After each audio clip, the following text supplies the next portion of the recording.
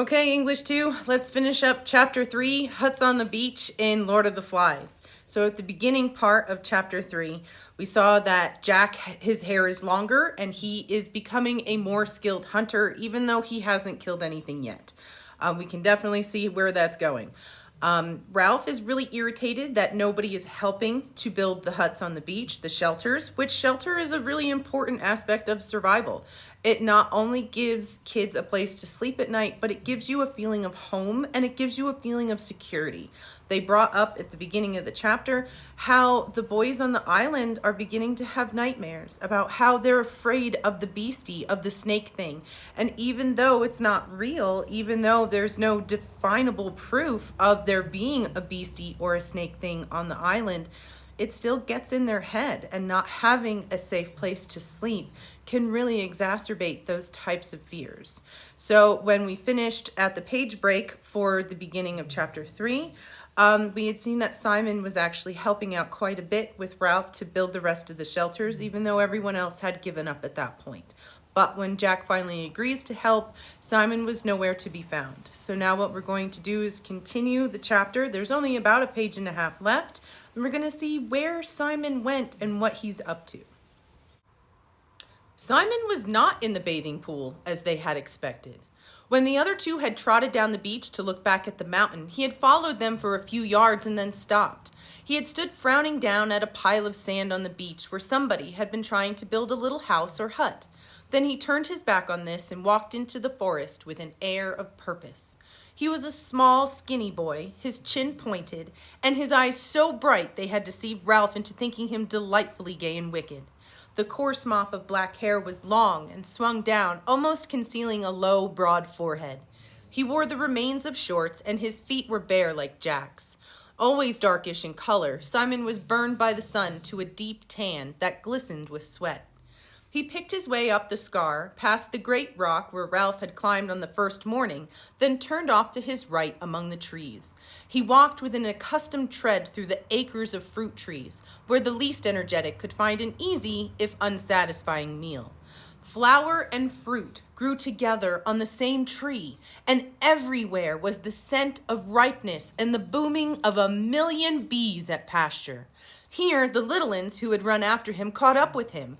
They talked, cried out unintelligibly, lugged him toward the trees. Then amid the roar of bees in the afternoon sunlight, Simon found for them the fruit they could not reach, pulled off the choicest from up in the foliage, passed them back down to the endless outstretched hands. When he had satisfied them, he paused and looked round. The little uns watched him inscrutably over double handfuls of ripe fruit. So with this idea of flower and fruit growing on the same tree, I want to look into what that actually means. So here in the Southwest, we actually have quite a few orchards, and fruit trees do quite well out here. There's apple trees or small fruit trees in so many different yards, and they were actually a really important part for the people who lived here when the town was first being settled. It was a form of food that people would cultivate and be able to preserve. So we can see fruit trees all throughout this area. But do we ever see flowers and fruit at the same time? They're in different seasons. We see the fruit producing at the end of summer and into the fall, and the flowers are a beautiful indication of springtime. So what this is really showing is the fertility of the island. It's showing the fertility of nature on the island. Now, nature, which is a symbol that you should write down, and you should write down the quote about flowers and fruit on the same tree, which is the one I highlighted in the passage above. I want you to talk about the duality of nature. So nature, just like fire, has a dual aspect to it. So where nature is able to provide and to give a fertile land and where people can grow and cultivate food, even if it's just fruit trees on the island, it's providing them with food. But on the other hand, nature also produces famine. Nature also produces a lack of food, and it's very similar to the idea of fire, that it can both give comfort and it can give plenty, but it can also take it away. So there is that duality on the island. Simon turned away from them and went where the just perceptible path led him. Soon, high jungle closed in. Tall trunks bore unexpected pale flowers all the way up to the dark canopy where life went on clamorously. The air here was dark too, and the creepers dropped their ropes like the rigging of foundered ships. His feet left prints in the soft soil, and the creepers shivered throughout their lengths where he bumped them. He came at last to a place where more sunshine fell. Since they had not so far to go for light, the creepers had woven a great mat that hung at the side of an open space in the jungle. For here, a patch of rock came close to the surface and would not allow more than little plants and ferns to grow. The whole space was walled with dark aromatic bushes and was a bowl of heat and light. A great tree, fallen across one corner, leaned against the trees that still stood, and a rapid climber flaunted red and yellow sprays right to the top. Simon paused. He looked over his shoulder as Jack had done at the close ways behind him, and glanced swiftly round to confirm that he was utterly alone. For a moment, his movements were almost furtive. Then he bent down and wormed his way into the center of the mat. The creepers and the bushes were so close that he left his sweat on them, and they pulled together behind him. When he was secure in the middle, he was in a little cabin screened off from the open space by a few leaves. He squatted down, parted the leaves, and looked out into the clearing. Nothing moved but a pair of gaudy butterflies that danced round each other in the hot air.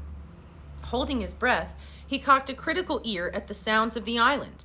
Evening was advancing toward the island. The sounds of the bright, fantastic birds, the bee sounds, even the crying of the gulls that were returning to their roosts among the square rocks were fainter. The deep sea, breaking miles away on the reef, made an undertone less perceptible than the susurration of the blood. Simon dropped the screen of leaves back into place. The slope of the bars of honey-colored sunlight decreased. They slid up the bushes, passed over the green candle-like buds, moved upwards toward the canopy, and darkness thickened under the trees. With the fading of light, the riotous colors died, and the heat and urgency cooled away. The candle buds stirred. Their green sepals drew back a little, and the white tips of the flowers rose delicately to meet the open air. Now the sunlight had lifted clear of the open space and withdrawn from the sky. Darkness poured out, submerging the waves between the trees till they were dim and strange as the bottom of the sea. The candlebuds opened their wide white flowers, glimmering under the light that pricked down from the first stars. Their scent spilled out into the air and took possession of the island. Simon has been able to find a hiding place that's out there in the woods. Now, some of us are introverts and some of us are extroverts. And introverts need a place where they can relax, where they can be by themselves and recharge their social batteries. So it's not unusual, especially for little kids and adults, to be honest, to look for that type of isolation and a place where they can be alone. So what Simon's looking out at, he's put himself in between all of these creepers and these bushes, and what he has is this beautiful view into this circular part of the jungle that has no large trees in it because the soil is not strong enough to support them. And it's just these beautiful flowers in this sunlit little bowl that no one else can see but Simon. There's flowers, there's butterflies, the sunlight. It's beautiful, and it's meant to be this place of safety and security for Simon. So what you want to do is describe the place in your summary and discuss how Simon went there. So our main conflicts throughout this are going to definitely be Ralph and Jack. I discussed those in the last video, so make sure you have those down. You also want to talk about the ideas of society and rules versus fun and hunting. So Jack wants to have fun and go hunting, where Ralph wants people to be able to have a place to sleep at night. We can also talk about how the fear is really beginning to infect the children, and not just the little ones. The older kids are becoming afraid too. So like I've said before, I sleep with a nightlight. I totally understand. I get it. So make sure you guys write down everything you need to for that.